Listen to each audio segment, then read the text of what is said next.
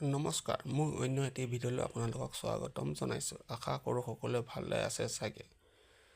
Times of India নামৰ এখন বাতৰি কাকত শিৰোনামত ডিব্ৰুগড় অংগনবাড়ীসকলৰ এটা প্ৰতিবাদী কাৰ্যসূচী এড পোৱা গৈছে। তাত কিনো লিখা আছে আহক আজি সবিশেষ জানো আহক। ডিব্ৰুগড় খাদ্য বিতৰণৰ বাবে নতুনকৈ কাৰ্যকৰী হোৱা ফেচিয়েল ইকগনিছ চিষ্টেম FRSৰ বিৰোধিতা কৰি আৰু উন্নত মজুৰি আৰু কৰ্ম পৰিস্থিতিৰ দাবী জনাই বৃহস্পতিবাৰে ডিব্ৰুগড় চৌকি দীঘিত শতাধিক অংগনবাড়ী কৰ্মী আৰু সহকাৰীয়ে প্ৰতিবাদ সাব্যস্ত কৰে। কলা বেজ পৰিধান কৰি অসম ৰাজ্যিক অংগনবাড়ী কৰ্মী আৰু সহায়িকা সন্থাৰ বেনাৰত বিক্ষোভকাৰীসকলে কয় যে তেওঁলোকৰ প্ৰাথমিক অভিযোগ FRS ব্যৱহাৰ আদেশৰ সন্দৰ্ভত পোষণ ট্ৰেকাৰ এপৰ জৰিয়তে য'ত শ্ৰমিকসকলে হিতাধিকাৰীৰ ফটো আৰু তথ্য আপলোড কৰিব লাগিব।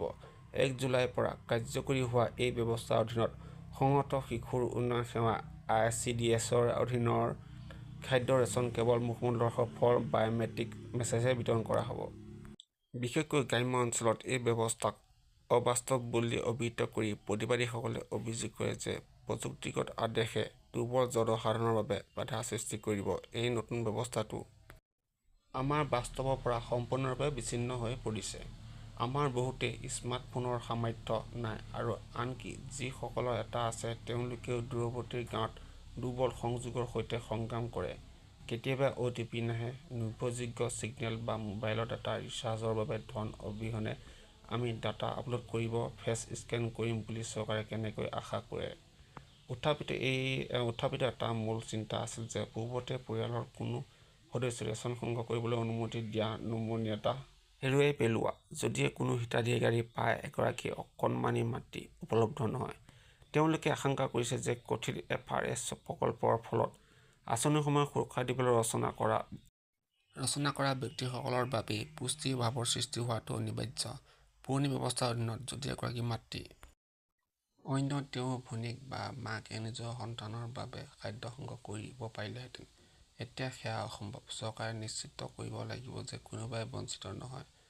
FRSৰ ৰোলবেকৰ উপৰিও ইউনিয়নে তেওঁলোকৰ ইয়াৰ ভিতৰত আছিল সকলো শ্ৰমিকৰ বাবে স্মাৰ্টফোন, মোবাইলৰ খৰচৰ মাহিলী পৰিশোধ, IDSৰ বাবে বাজেট আবণ্টন বৃদ্ধি আৰু তেওঁলোকৰ সন্মানীয় ধন যথেষ্ট বৃদ্ধি। শেহতীয়াকৈ ৰাজ্যৰ কেবিনেটৰ বৃদ্ধিৰ বাবে অনুমোদন জনোৱাৰ বিপৰীতে প্ৰতিবাদীসকলে ইয়াক অপৰ্যাপ্ত বুলি গণ্য কৰি শ্ৰমিকৰ ন্যূনতম 12,000 টকা আৰু সহকাৰীৰ বাবে 7,000 টকা মজুৰি দিয়াৰ দাবী জনাইছে। এয়াই হৈছে ডিব্ৰুগড় জিলাৰ এই অংগনবাড়ী সন্থাসকলৰ প্ৰতিবাদী কাৰ্যসূচী। যদি ভিডিঅ'টো ভাল লাগিছে লাইক, শ্বেয়াৰ, কমেণ্ট কৰিব আৰু ছাবস্ক্ৰাইব কৰিব নাপাহৰিব। ধন্যবাদ।